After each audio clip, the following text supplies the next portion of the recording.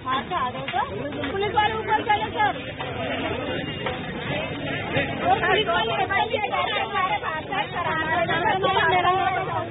वो बात चालू नहीं गई ना सर, ये लोग ऐसे करते हैं, लोग फिल्म ले लेके आते हैं और एकदम से परेशान करते हैं सर।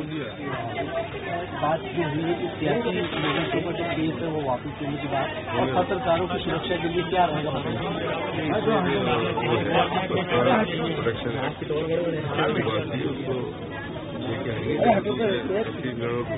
बाकी 15 साल के अंदर जो भी देश को कार्रवाई कर कांग्रेस के पार्टी 15 साल तक लड़ते हैं उनके जो केसेस वो अभी मायावती जी जोगे भी नहीं बात पुरानी बात हो गई है, नई बात जो